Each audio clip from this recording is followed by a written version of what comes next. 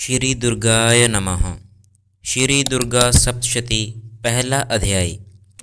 मेधा ऋषि का राजा सूरथ और समाधि वैश्य को देवी भगवती की महिमा बताते हुए मधुकैटभ वध का प्रसंग सुनाना। मार्कंडेय जी बोले, सूर्य के पुत्र सावर्ण जो 8वें मनु कहे जाते हैं, उनकी उत्पत्ति की कथा विस्तार पूर्वक कहता हूँ, सो सुनो।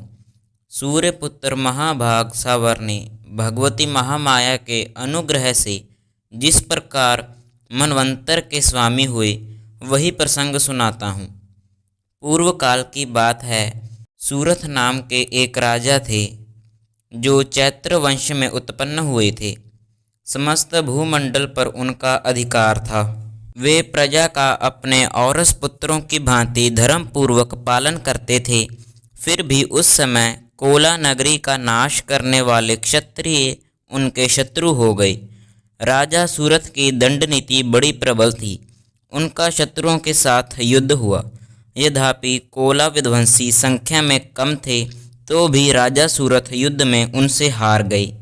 तब वे युद्ध भूमि से अपने नगर को लौटे और केवल अपने देश के राजा होकर रहने लगे। किंतु वहाँ भी उन प्रबल शत्रुओं ने उस समय राजा सूरथ पर आक्रमण कर दिया। राजा का बल क्षीण हो चला था, इसलिए उनके दुष्ट बलवान एवं भेदी मंत्रियों ने वहां उनकी राजधानी में भी राजकीय सेना और खजाने को हथिया लिया। सूरथ का प्रभुत्व नष्ट हो चुका था, इसलिए वे शिकार खेलने के बहाने घोड़े पर सवार हो वहां से अकेले ही एक घने जंगल में चले गए। वहां उन्होंने ब्राह्मण श्रेष्ठ मेधा मुनि का आश्रम देखा। उस आश्रम में अनेकों हिंसक जीव भी परम शांत भाव से रहते थे। मुनि के बहुत से शिष्य उस वन की शोभा बढ़ा रहे थे। वहां जाने पर मुनि ने उनका आदर सत्कार किया और वे उन मुनि श्रेष्ठ के आश्रम में इधर उधर विचरते हुए कुछ काल तक वहां रहे। फिर ममता के वश होकर वे उस आश्रम में इस प्रकार चिंता करने लगे, पूर्व काल में मेरे पूर्वजों ने जिस नगर का पालन किया था, वही नगर आज मुझसे रहित है। पता नहीं दुराचारी सेवकगण उसकी धर्मपूर्वक रक्षा करते हैं या नहीं। जो सदा मद की वर्षा करता था और अति बलवान था, वह मेरा प्रधान हाथी अब उन शत्रुओं के अधीन होकर न जाने किन भोगों को भोगता होगा। जो लोग मेरी कृपा, धन और भोजन पाने से सदा मेरे पीछे चलते थे, वे निश्चय ही अब दूसरे राजाओं का अनुसरण करते होंगे।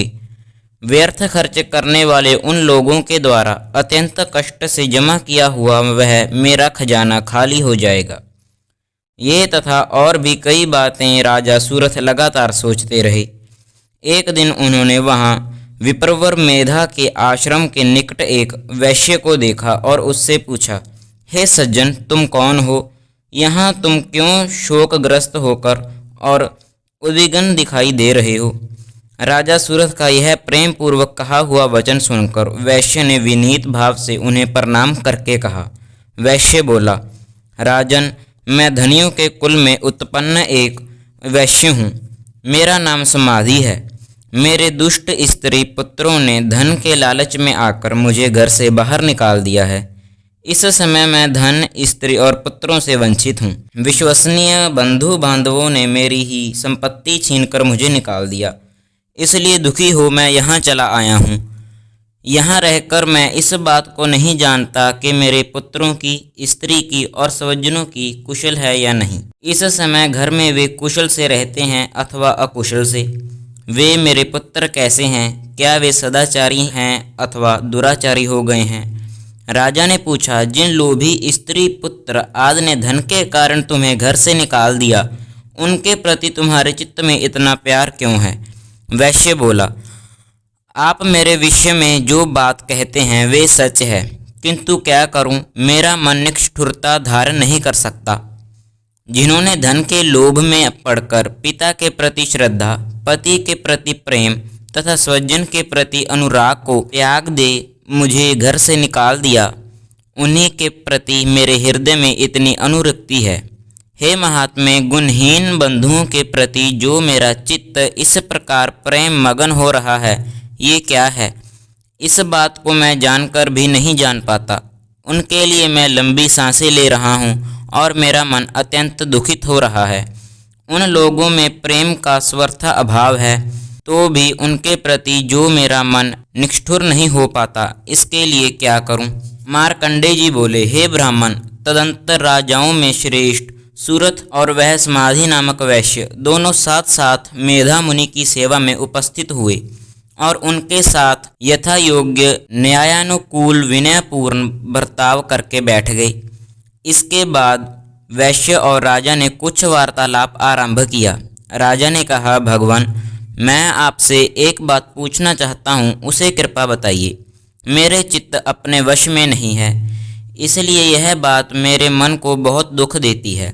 मुनि श्रेष्ठ, जो राज्य मेरे हाथ से चला गया है उसमें और उसके संपूर्ण विभागों में मेरी ममता बनी हुई है। यह जानते हुए कि वह अब मेरा नहीं है, अज्ञानी की भांति मुझे उसके लिए दुख होता है। इसका क्या कारण है? इधर यह वैश्य भी घर से अपमानित होकर आया है। इसके पुत्र, स्त्री और नौकरों ने इसको छोड़ दिया है। आत्मीय जनों ने इसका परित्याग कर दिया है, तो भी इसके हृदय में उनके प्रति अत्यंत स्नेह है। इस प्रकार यह तथा मैं दोनों ही बहुत दुखी हैं, जिसमें प्रत्यक्ष दोष देखा गया है। उस विषय के लिए भी हमारे मन में ममता का कारण आकर्षण पैदा हो रहा है। हे महाभाग, हम दोनों समझदार हैं, तो भी हम में जो मोह पैदा हुआ है यह क्या है? विवेक शून्य पुरुष की भांति मुझ में और इसमें भी यह मूढ़ता स्पष्ट दिखाई देती है। ऋषि बोले, हे महाभाग, विषय भी सबके लिए अलग अलग है। कुछ प्राणी दिन में नहीं देखते तथा कुछ जीव ऐसे हैं जो दिन और रात्रि में बराबर ही देखते हैं। यह ठीक है कि मनुष्य समझदार होते हैं, किंतु केवल वे ही ऐसे नहीं होते। पशु पक्षी आदि सभी प्राणियों में बुद्धि होती है। मनुष्यों का ज्ञान भी वैसा ही होता है जैसा उन मृगों और पक्षियों का होता है, तथा जैसे मनुष्यों का होता है वैसा ही उन मृग पक्षी आदिकों का होता है। यह तथा अन्य बातें भी प्रायः दोनों में समान ही है। समझ होने पर भी इन पक्षियों को तो देखो, ये स्वयं भूख से पीड़ित होते हुए भी मोहवश बच्चों की चोंच में कितने चाव से अन्न के दाने डाल रहे हैं। पुरुष श्रेष्ठ, क्या तुम देखते नहीं कि ये मनुष्य समझदार होते हुए भी लोभवश अपने किए हुए उपकार का बदला पाने के लिए पुत्रों की कामना करते हैं। यद्यपि उन सब में समझ की कमी नहीं है, तथापि वे संसार की स्थिति बनाए रखने वाली भगवती महामाया के प्रभाव द्वारा ममतामय भंवर से युक्त मोह के गहरे गड्ढे में गिराए जाते हैं। इसलिए इसमें आश्चर्य नहीं करना चाहिए। जगदीश्वर भगवान विष्णु की योग निंद्रा रूपी जो भगवती महामाया है, उन्हीं द्वारा यह जगत मोहित हो रहा है। वे भगवती महामाया देवी ज्ञानियों के भी चित्त को बलपूर्वक खींचकर मोहग्रस्त कर देती हैं। वे ही इस सारे चराचर जगत की सृष्टि करती हैं, तथा वे ही प्रसन्न होने पर मनुष्यों को मुक्ति के लिए वरदान देती हैं। वे ही प्राविद्या संसार बंधन और मोक्ष की कारणभूता सनातनी देवी तथा संपूर्ण ईश्वरों की भी अधीश्वरी हैं। राजा ने पूछा, भगवान, जिन्हें आप महामाया कहते हैं वे देवी कौन हैं? ब्राह्मण, उनकी उत्पत्ति कैसे हुई तथा उनके कार्य कौन कौन से हैं? ब्रह्मा देवताओं में श्रेष्ठ महर्षि उन देवी का जैसा प्रभाव हो, जैसा स्वरूप हो और जिस प्रकार प्रादुर्भाव हुआ हो, वह सब मैं आपके मुख से सुनना चाहता हूँ। ऋषि ने कहा, राजन, वास्तव में तो वे देवी नित्य स्वरूपा ही हैं। संपूर्ण विश्व उनका ही रूप है तथा उन्होंने समस्त जगत व्याप्त कर रखा है, तथापि उनका अविर्भाव अनेक प्रकार से होता है। वह मुझसे सुनो। यद्यपि वे नित्य और अजन्मा हैं, तथापि जब देवताओं का कार्य सिद्ध करने के लिए प्रकट होती हैं, उस समय संसार में उत्पन्ना कहलाती हैं। कल्प के अंत में जब संपूर्ण जगत एक ही महासागर में डूब रहा था और सबके प्रभु भगवान विष्णु शेषनाग की शया बिछाकर योग निद्रा में लीन हो सो रहे थे, उस समय उनके कानों की मैल से दो भयंकर असुर उत्पन्न हुए, जो मधु और कैटभ के नाम से प्रसिद्ध थे। वे दोनों ब्रह्मा जी का वध करने को उदित हो गई। भगवान विष्णु के नाभि कमल में विराजमान प्रजापति ब्रह्मा ने जब उन दोनों भयानक असुरों को अपने पास मारने के लिए आता देखा और भगवान को सोया हुआ देखा, तो एकाग्रचित्त होकर उन्होंने भगवान विष्णु को जगाने के लिए नेत्रों में निवास करने वाली योग निद्रा की स्तुति आरंभ की, जो इस विश्व की स्वामिनी, जगत को धारण करने वाली, संसार का भरण पोषण करने वाली और संहार करने वाली तथा तेज स्वरूप भगवान विष्णु की अनुपम शक्ति हैं। उन्हें भगवती निद्रा देवी की भगवान ब्रह्मा ने स्तुति की। ब्रह्मा जी ने कहा, देवी तुम ही स्वाहा, तुम ही स्वदा और तुम ही वष्टकार हो। स्वर भी तुम्हारे ही स्वरूप हैं।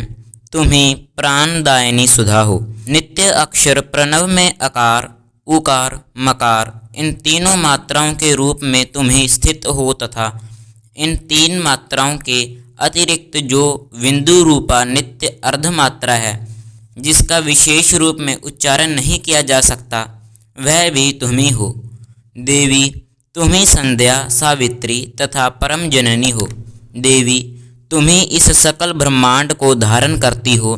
तुमसे ही इस जगत की सृष्टि होती है। तुम्ही से इसका लालन पालन होता है और सदा तुम ही कल्प के अंत में सबको अपना ग्रास बना लेती हो। जगन्मयी देवी, इस जगत की उत्पत्ति के समय तुम सृष्टि रूपा हो, पालन काल में स्थित रूपा हो तथा कल्पांत के समय संहार रूपा हो। तुम ही महाविद्या, महामाया, महामेधा, महास्मृति, महामोह रूपा, महादेवी और महासुरी हो। तुम तीनों गुणों सत्व, रज और तम को उत्पन्न करने वाली सबकी प्रकृति हो। भयंकर काल रात्रि, महारात्रि और तुम ही बोध स्वरूपा बुद्धि हो। लज्जा, शांति और क्षमा, पुष्टि, तुष्टि भी तुम ही हो। तुम शूल धारणी, घोर रूपा, खड्ग धारणी तथा गदा, चक्र, शंख और धनुष धारण करने वाली हो। बाण, भुषुंडी और परीघ ये भी तुम्हारे अस्त्र हैं। तुम सौम्य और सौम्यत्र हो। इतना ही नहीं, जितने भी सौम्य एवं सुंदर पदार्थ हैं, उन सब की अपेक्षा तुम अत्यधिक सुंदरी हो। सबसे परे रहने वाली परमेश्वरी शक्ति तुम ही हो। अखिलात्मिक देवी, कहीं भी सत्य असत्य रूप जो कुछ वस्तुएं हैं, उन सब की जो कुछ शक्ति है, वे तुम ही हो। ऐसी अवस्था में तुम्हारी स्तुति क्या हो सकती है? जो इस जगत की सृष्टि, पालन और संहार करते हैं, उन भगवान को भी जब तुमने निद्रा के अधीन कर दिया है, तो तुम्हारी स्तुति करने में यहाँ कौन समर्थ हो सकता है? मुझको, भगवान शंकर को तथा भगवान विष्णु को भी तुमने शरीर धारण कराया है। तुम्हारी स्तुति करने की शक्ति किसमें है? देवी, तुम तो अपने इन उदार प्रभावों से भी विशेष स्तुत्य हो। ये जो दोनों असुर मधु और कैटभ हैं, इनको मोह में डाल दो और जगदीश्वर भगवान विष्णु को शीघ्र जगा दो। साथ ही इनके भीतर इन दोनों महान असुरों को मार डालने की बुद्धि उत्पन्न कर दो। ऋषि बोले, हे राजन, जो ब्रह्मा जी ने वहाँ मधु और कैटभ को मारने के उद्देश्य से भगवान विष्णु को जगाने के लिए तमोगुण की अधिष्ठात्री देवी योग निद्रा की इस प्रकार स्तुति की, तब वे भगवान के नेत्र, नासिका, बाहु, हृदय और वक्षस्थल से निकलकर अप्रकट जन्म वाले ब्रह्मा जी की दृष्टि के समक्ष खड़ी हो गई। योग निद्रा से मुक्त होने पर जगत के स्वामी जनार्दन उस एकार्णव के जल में शेषनाग की छाया से जाग उठे। फिर उन्होंने उन दोनों असुरों को देखा। वे दुष्ट आत्मा मधु और कैटभ अत्यंत बलवान तथा पराक्रमी थे और क्रोध से लाल लाल आंखें किए ब्रह्मा जी को खा जाना चाहते थे। तब भगवान श्री हरि ने उठकर उन दोनों के साथ 5000 वर्षों तक केवल बाहु युद्ध किया। वे दोनों भी अत्यंत बल के कारण मदोमंत हो रहे थे। इधर माया ने भी उन्हें मुंह में डाल रखा था। इसलिए वे भगवान विष्णु से कहने लगे, हम तुम्हारी वीरता से प्रसन्न हैं। तुम हम लोगों से किसी वर की कामना करो। श्री भगवान बोले, यदि तुम दोनों मुझ पर प्रसन्न हो तो अब मेरे हाथ से मारे जाओ। बस इतना सा ही मैंने वर मांगा है। यहाँ दूसरे किसी वर से क्या लाभ है? ऋषि ने कहा, इस प्रकार धोखे में आ जाने पर जब उन्होंने संपूर्ण जगत में जल ही जल देखा, तब कमल नेत्र भगवान विष्णु से कहा, जहाँ पृथ्वी जल में डूबी हुई न हो वहीं हमारा वध करो। ऋषि बोले, तब तथास्तु कहकर शंख चक्र और गदा धारण करने वाले भगवान ने उन दोनों के मस्तक अपनी जांघ पर रखकर चक्र से काट डाले। इस प्रकार ये देवी महामाया ब्रह्मा जी की स्तुति करने पर स्वयं प्रकट हुई। अब आगे तुमसे उनके प्रभाव का वर्णन करता हूँ, सुनो। अति मधु कैटभ वध नामक पहला अध्याय समाप्त। तो भक्तों शुरू करते हैं दुर्गा देवी के 108 नाम। माँ सती देवी, माँ साध्वी, माँ भवप्रीता, माँ भवानी, माँ भवमोचनी, माँ आर्या, माँ दुर्गा, माँ जया, माँ आद्या, माँ त्रिनेत्रा, माँ शूलधारिणी, माँ पिनाकधारिणी, माँ चित्रा, माँ चंडघंटा, माँ महातपा, माँ मना, माँ बुद्धि, माँ अहंकारा, माँ चित्रूपा, माँ चिता, महाचिति, माँ सर्वमंत्रमयी, माँ सत्ता, माँ सत्यानंद स्वरूपिणी, माँ अनंता, माँ भाविनी, माँ भाव्या, माँ भव्या, माँ अभव्या, माँ सदागति, माँ शांभवी, माँ देवमाता, माँ चिंता, माँ रतनप्रिया, माँ सर्वविद्या, माँ दक्ष कन्या, माँ दक्ष यज्ञ विनाशिनी, माँ अपर्णा, माँ अनेक वर्णा, माँ पाटला, माँ पाटलावती, माँ पटाम्बर परिधाना, माँ कलमजीर रंजिनी, माँ अमेय विक्रमा, माँ क्रूरा, माँ सुंदरी, माँ सुरसुंदरी, माँ वन दुर्गा, माँ मातंगी, माँ मुतंग मुनि पूजिता, माँ ब्राह्मी, माँ महेश्वरी, माँ इंद्री, माँ कौमारी, माँ वैष्णवी, माँ चामुंडा, माँ वाराही, माँ लक्ष्मी, माँ पुरुषाकृति, माँ विमला, माँ उत्तक्षरिणी, माँ ज्ञाना, माँ क्रिया, माँ नित्या, माँ बुद्धिदा, माँ बहुला, माँ बहुल प्रेमा, माँ सर्ववाहन वाहना, माँ निशुंभ शुंभ हननी, माँ महिषासुरमर्दिनी, माँ मधु कैटभ हंत्री, माँ चंड मुंड विनाशिनी, माँ सर्व असुर विनाशा, माँ सर्व दानव घातिनी, माँ सर्वशास्त्रमयी, माँ सत्या, माँ सर्वशस्त्रधारिणी, माँ अनेक शस्त्र हस्ता, माँ अनेक अस्त्रधारिणी, माँ कुमारी, माँ एक कन्या, माँ कैशोरी, माँ युवती, माँ यति, माँ अप्रौढ़ा, माँ प्रौढ़ा, माँ वृद्ध माता, माँ वलप्रदा, माँ महोदरी, माँ मुक्तकेशी, माँ घोरूपा, माँ महाबला, माँ अग्निज्वाला, माँ रौद्रमुखी, माँ कालरात्रि, माँ तपस्विनी, माँ नारायणी, माँ भद्रकाली, माँ विष्णुमाया, माँ जलोदरी, माँ शिवदूती, माँ कराली, माँ अनंता, माँ परमेश्वरी, माँ कात्यायनी, माँ सावित्री, माँ प्रत्यक्षा, माँ ब्रह्मवादिनी। जय माता दी भक्तों, अगर आप दूसरे अध्याय का अर्थ और सरल भाषा जानना चाहते हैं तो हमारे चैनल को सब्सक्राइब कर लेना। जय माता दी।